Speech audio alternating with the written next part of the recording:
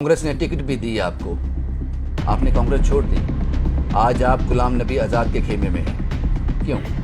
अगर मैं इलेक्शन जीत भी जाती तो आज मैं आज़ाद साहब के खेमे में ही होती। मैंने अक्सर देखा है कि ये डील पहले हो जाया करती है। कुछ फ़ोन कॉल्स वहाँ से आए, उनको तकलीफ़ हुई, दुख हुआ, उन्होंने कहा कि ऐसा क्यों करने जा रहे हो, कोई इस तरह की चीज़ें हुई। जम्मू कश्मीर को जो चाहिए था वो मिल गया। अब वो मैं अपना बैनर लेके जाती, मैं क्रेडिट लेके जाती। जो मैंने आपको अभी बोला कि कुछ लोग अभी ऐसे भी आए हैं जो एक्सप्रेस कर रहे हैं कि हम थे जी, हम इस प्रोटेस्ट में थे, हमने ये किया, वो सब लोग वहां पे नहीं है। जम्मू कश्मीर को छुट्टी मिल गई, वो बहुत बड़ी बात है। ये बीजेपी का बी पार्ट हो सकता है। जी, पॉलिटिक्स में र्यूमर चलते रहते हैं, A, B, C, D।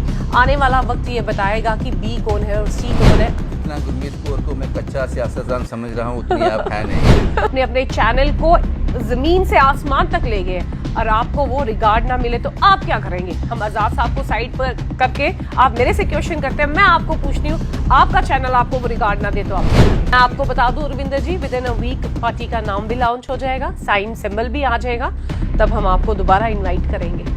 एक दौर वो भी था जब सभी नेता अपनी पार्टियों के साथ वचनबद्ध थे और उनके साथ काम कर रहे थे, चाहे वो सत्ता में थी या नहीं थी। एक दौर अब ये भी है कि हर दूसरे दिन ये सुनने को मिलता है कि पार्टी बदल दी। ये मुझे सूट नहीं करती। अब गुलाम नबी आज़ाद का नाम लिया जाए, सुरजीत सिंह सलाथिया, देवेंद्र सिंह राणा, मनकोटिया, हर्षदेव सिंह और कितने नाम,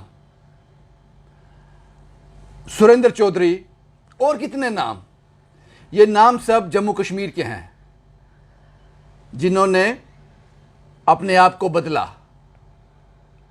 किसी दूसरे ढांचे में डालने की कोशिश की।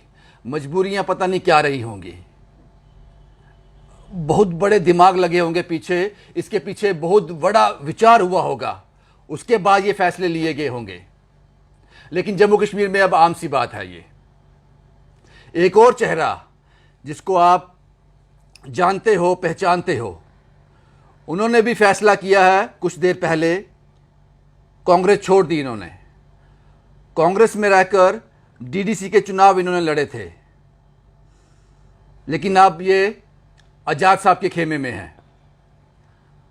हम इस मानसिकता को समझना चाहते हैं, इन हालातों को समझना चाहते हैं कि लोगों के बीच जब हम जाएं तो किस तरह से जाएं। क्या पता आज जिस पार्टी का नाम लेकर हम लोगों के पास वोट लेने जा रहे हैं, कल उसी पार्टी को छोड़ दें। गुरमीत जी, आपने एक और फैसला किया, एक और नाम जुड़ गया जम्मू कश्मीर की सियासत में।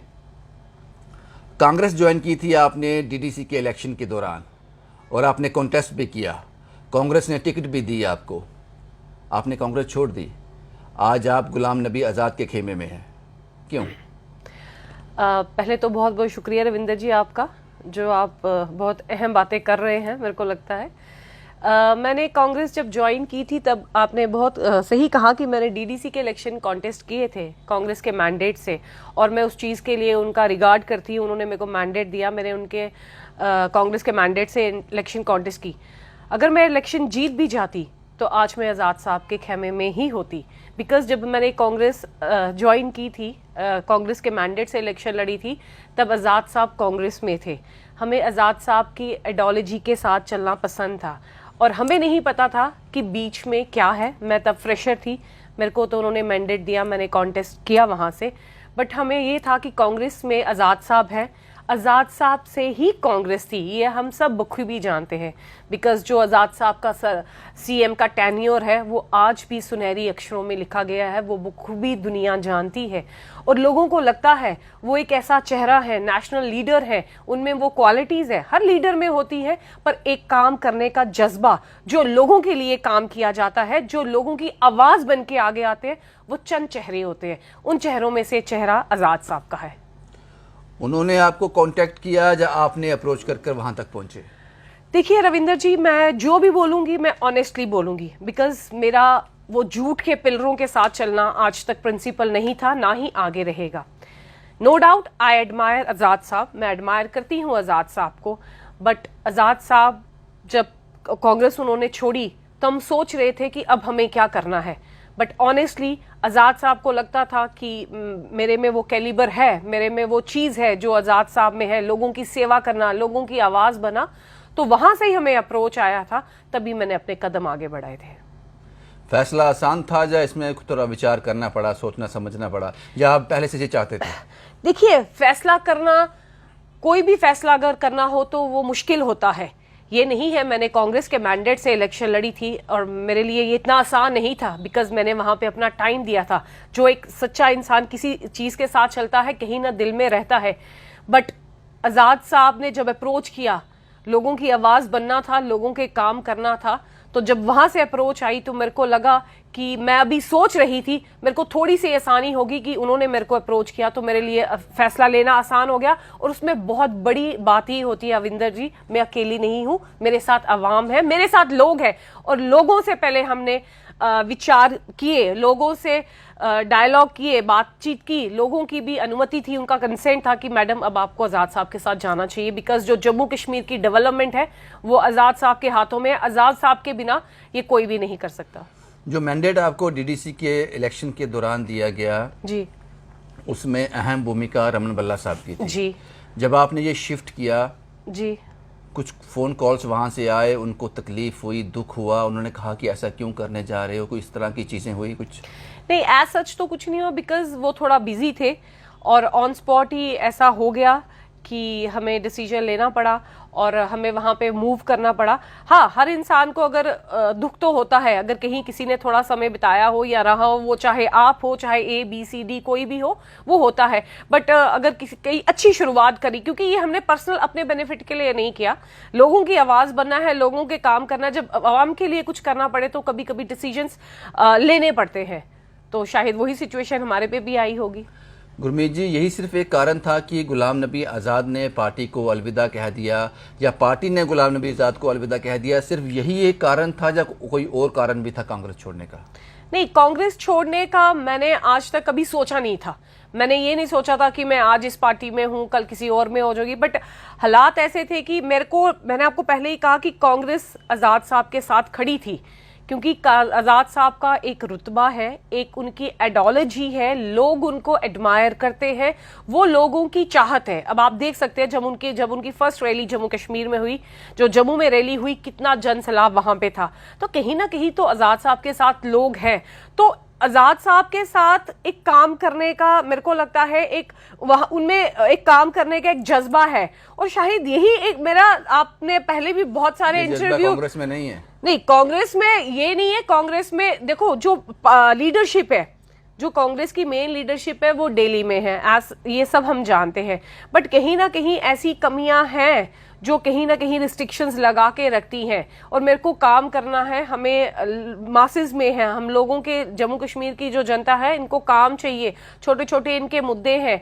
ये नहीं है कि एक जगह आप बैठ जाओ तो आपको छोटी छोटी चीज के लिए परमिशन चाहिए, वो बस आपको एक टैग लग गया, वो डीडीसी के इलेक्शन कॉन्टेस्ट कर लिए, दैट्स इट, बस वहां तक तो सीमित नहीं है। लोगों को एक प्लेटफॉर्म चाहिए, मेरे को प्लेटफॉर्म चाहिए काम करने के लिए। जिस दिल्ली की लीडरशिप की आप बात कर रहे हो, जिसको आप कह रहे हो कि वो तो दिल्ली की लीडरशिप है, उसी लीडरशिप पर सवाल उठाए हैं गुलाम नबी आज़ाद ने। उन्होंने कहा कि वो इज्जत मुझे कभी मिली ही नहीं कांग्रेस में, कल के जो नए लोग ज्वाइन कर रहे हैं दिल्ली में वो हमें कुछ समझते ही नहीं हैं, ये जो चीज़ें हैं मैं बड़ी देर से सहन कर रहा था, अब जो है चीज़ें जो है मुश्किल हो गई थी, इसलिए मैंने कांग्रेस को अलविदा कह दिया।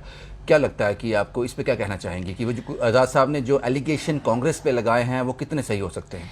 देखिए रविंदर जी, कोई भी इंसान अगर उन्होंने अपने आधी उम्र उन्होंने दे दी, कांग्रेस में दे दी, तो वो उन्होंने अपनी बिगनिंग वहां से की ना, बहुत कुछ वहां से उन्होंने लिया भी। कोई भी इंसान खुशी से घर नहीं छोड़ता, कहीं ना कहीं ऐसे हालात होंगे, कोई ऐसी मजबूरियां होंगी, कहते हैं ना excess of everything is bad. शायद उन्होंने जितनी देर तक बेयर करना था किया, अब उनसे बेयर नहीं हो रहा होगा, तभी उन्होंने इतना बड़ा स्टेप लिया। शायद आपने देखा होगा उनका इंटरव्यू भी कि उनको जब ये डिसीजन लेना था, उन्होंने कहा कि मैं एक एक लाइन 4-4 बार लिख के रब कर रहा था, कर रहे थे, आप देखा होगा आपने इंटरव्यू, तो ये डिसीजन उनके लिए आसान नहीं था। जब एक इंसान को उसकी इंपॉर्टेंस नहीं मिल रही, अब आप ही हैं, आप कितनी मेहनत करते हैं रविंदर जी जान लगा दिया आपने अपने प्रोफेशन में, आपने अपने चैनल को जमीन से आसमान तक ले गए, और आपको वो रिगार्ड ना मिले तो आप क्या करेंगे? हम आजाद साहब को साइड पर करके, आप मेरे से क्वेश्चन करते हैं, मैं आपको पूछती हूँ, आपका चैनल आपको वो रिगार्ड ना दे तो आप क्या करेंगे? मुझे क्या करना चाहिए आप बताए ना, आपने जी जान लगा दी, कहां नगरोटा, कहां कठुआ, कहां बटोत तक आप जाते हैं, किसके लिए? अपने प्रोफेशन को ऑनेस्टली एंड हैप्पीली आप दे रहे हैं ना, कल आपको वो रिगार्ड ना मिले तो आप क्या करेंगे? एब्सोल्युटली, आपने सवाल तो जायज़ पूछा है, मेरे पास अभी कोई जवाब नहीं है इसका। गुरमीत जी, इसके साथ साथ मैं गुरमीत कौर को देखता हूं, जब भी कोई जम्मू के मसाइल होते हैं आप एकदम से सामने आ जाते हो, भीड़ में रहते हो, सड़क पे रहते हो, लेकिन इस बार महाराजा हरि सिंह की छुट्टी को लेकर गुरमीत सिंह दिखी नहीं कहीं, गुरमीत कौर दिखी नहीं कहीं। पहले तो मैं अपनी तरफ से पूरे जम्मू कश्मीर को मुबारकबाद दूंगी। ये रविंदर जी हर चीज दिखने के लिए नहीं है कि आज कुछ लोग ऐसे हैं जो आपको पहले नहीं दिखे होंगे, आज वो लोग सड़कों पे हैं, आज वो बैनर लेके उठे हैं, आ रहे हैं कि हमने ये किया, हमने वो किया। ये सब कुछ कैमरे में दिखने के लिए नहीं होता। शायद हमने यहां बैठ के या साइलेंटली एफर्ट्स लगाए हो, हर चीज को शो ऑफ करना मेरे को नहीं लगता जरूरी है, पर हमें भी उतनी ही खुशी है जितने पूरे जम्मू कश्मीर को खुशी है। और जिन लोगों ने सपोर्ट किया, हम उन लोगों के साथ ही है। ये तो नहीं है कि मैं अगर उस चौक पे ही होती तो ही मेरा नाम आता। तो अगर आपने साइलेंटली एफर्ट्स लगाए थे तो आप इसका क्रेडिट लेने के लिए बाहर क्यों नहीं आए? बड़े लोग बाहर आए क्रेडिट लेने के लिए। हर चीज क्रेडिट लेने के लिए नहीं होती, कुछ चीजें साइलेंट तरीके से भी छोड़ी जाए तो मेरे को लगता है रविंदर जी वो बहुत बेहतर रहती हैं। जम्मू कश्मीर को जो चाहिए था वो मिल गया। अब वो मैं अपना बैनर लेके जाती, मैं क्रेडिट लेके जाती, जो मैंने आपको अभी बोला कि कुछ लोग अभी ऐसे भी आए हैं जो एक्सप्रेस कर रहे हैं कि हम थे जी, हम इस प्रोटेस्ट में थे, हमने ये किया, वो सब लोग वहां पे नहीं है। जम्मू कश्मीर को छुट्टी मिल गई, वो बहुत बड़ी बात है, हम इसको अप्रिशिएट करते हैं, मुबारकबाद देते हैं। हमारे जम्मू कश्मीर का काम हुआ, हमें इससे भी बहुत खुशी है। गुरमीत जी, एक और सवाल यहाँ पे है कि पहले आप इंडिपेंडेंट थी जी, उसके बाद आपने कांग्रेस ज्वाइन की जी, उसके बाद आपने कांग्रेस को अलविदा कहकर अब आप आज़ाद साहब की पार्टी में, उनके खेमे में, खेमा इसलिए कहूँगा पार्टी का नाम कोई अभी तक पब्लिक डोमेन में आया मैं नहीं आपको बता दूं Ravinder ji, within a week party का नाम भी लॉन्च हो जाएगा, साइन सिंबल भी आ जाएगा, तब हम आपको दोबारा इनवाइट करेंगे। गुरमीत कौर कहाँ देखती हैं इस पार्टी में? आज़ाद साहब के खेमे में क्या कुछ बातचीत हुई है? क्योंकि मैंने अक्सर देखा है कि ये डील पहले हो जाया करती है कि क्योंकि गुरमीत कौर ने डीडीसी इलेक्शन में जीती तो नहीं, लेकिन परफॉर्मेंस जो है बहुत बढ़िया थी, 10,000 से ज़्यादा वोट आपने लिए हैं। तो कुछ बातचीत हुई, कुछ उन्होंने आपको आश्वासन दिए आप हमारी पार्टी में आ जाओ, जब ये बातें चल रही थी तो क्या कुछ सामने आया? मुझे लगता है कि आम पॉलिटिशियन ये बताता नहीं है, ये राज की बातें होती हैं। रविंदर जी, मैंने आज तक कोई भी काम डील के बेसिस पे नहीं किया, ना किया है, ना करूंगी। हाँ, लोगों की आवाज बनना है। अगर आजाद साहब ने हमें अप्रोच किया है, उन्होंने हमारा कैलिबर देखा है और उनको लगता होगा कि इस बच्चे में, इस बच्ची में वो कैलिबर है, तो वो जो मेरे को देंगे I accept it. But deal का नाम मेरी प्रिंसिपल्स में, मेरी बुक में नहीं है। मेरे को लोगों की आवाज बनना है। I entered in politics in 2011 और टिल अभी तक, एज यू नो, बट मैंने बिना पार के भी लोगों के काम किए हैं, मैंने प्रोटेस्ट किए हैं, मैं लोगों के साथ सड़कों पे रही हूं, मैंने लोगों के लिए आवाज उठाई है, चाहे वो मेरी एरिया के थे, चाहे वो मेरी कॉन्स्टिट्यूएंसी के थे, चाहे नहीं थे। जहां सच की बात थी, जहां को लोगों को हक के लिए आगे आना था, मैं आई थी रविंदर जी, आप सब ने देखा है। तो मेरे प्रिंसिपल्स में डील नहीं है, बट नेचुरल सी बात है, जब कोई इंसान जहां पे होता है अपना भी सोचता है। मैं ऑनेस्टली बात करती हूं, हर इंसान को अपना भी पर्सनल होता है। चाहे मैंने ये डील नहीं की, बट मेरे को लगता है चाहे मैं इस पार्टी में जाके लोगों की आवाज बन सकती हूं, लोगों के काम कर सकती हूं, और सबसे बड़ी बात, जहां लोग मेरे को चाहते हैं वहां शायद मैं इस पार्टी के थ्रू पहुंच पाऊं, क्योंकि लोग चाहते हैं। आने वाले जम्मू कश्मीर में बहुत जल्द इलेक्शन हो जाएंगे, सब जानते हैं कि इलेक्शन होने हैं। बहुत लंबा समय जम्मू कश्मीर की जनता ने झेला है, इलेक्शन हो जाएंगे। आपको लगता है कि जो नया खेमा आपने अपनाया है इसमें मैंडेट मिलेगा गुरमीत कौर को, अब हम जल्दी ही किसी बड़े पद पर देखेंगे? विंदर जी, ये तो वक्त बताएगा। मैंने डील कोई नहीं किया। अभी आपने मेरे को क्वेश्चन पूछा था, ये तो वही क्वेश्चन आ गया ना, डीलिंग वाली। मेरे को लोगों के काम करना है और सबसे बड़ा सुप्रीमो ऊपर है। जो उन्होंने मेरे मुकद्दर में, मेरी लक में लिखा होगा वो मेरे को मिलेगा। मैं उन्हीं के सहारे हूं सबसे ज्यादा। मैं कुछ भी करती हूं, मैं उस परमात्मा के सहारे, उस अल्लाह भगवान के सहारे हूं, जिसने मेरे को यहां पे लाया, वहां पे ले गए, डीडीसी के इलेक्शन में कॉन्टेस्ट किया। मैंने कभी सोचा ही नहीं था। और इनफैक्ट आपको भी पता है कि जम्मू कश्मीर में डीडीसी के कॉन्टेस्ट कब हुए थे और कब हुए हैं। जितना गुरमीत कौर को मैं कच्चा सियासतदान समझ रहा हूँ उतनी आप है नहीं है। एक और सवाल आपसे, आजाद साहब से मुलाकात हुई, होने जा रही है? जी हुई, उनसे मेरी 2-3 बार मुलाकात हुई उनके ये कांग्रेस छोड़ने के बाद। हाँ जी, मैं उनके रेजिडेंस पे अपना डिपुटेशन लेके गई थी। जिन लोगों ने मेरे को बोला कि मैम आप ज्वाइन करो, हम आपके साथ हैं, तो उन लोगों को भी तो उनके साथ लेके जाना था ना, मिलवाने के लिए। मैंने 20 पंचायतों से इलेक्शन कॉन्टेस्ट किया था डीडीसी की, आप जानते हैं बखूबी। तो उन लोगों की आवाज़ थे, उन लोगों को मैं साथ लेके गई थी, क्योंकि लोग हैं तो मैं हूँ, अवाम है तो मैं हूँ। क्या कहा आजाद साहब ने, क्या बातचीत हुई? इस डेपुटेशन के अलावा क्या बातचीत हुई हो? मैंने उनको अपने 5-6 पॉइंट्स दिए थे जो हमारे सिख कम्युनिटी के, मिनॉरिटी के थे। हमारे पीएसए पब्लिक सर्विस कमीशन में हमारे जब से ये बना है, हर बार हमारा कोई ना कोई वहाँ पर रिप्रेजेंटेटिव रहता था।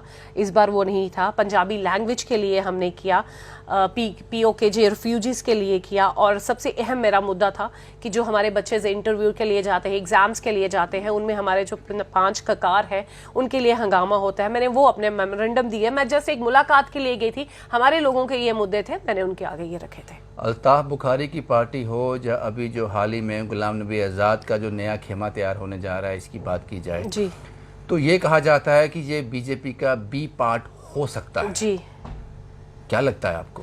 रविंदर जी, शायद आपने सुना नहीं है। मेरे को लगता है आज़ाद साहब ने ये क्लियर कर दिया है कि मैं किसी का भी बी पार्ट नहीं हूँ।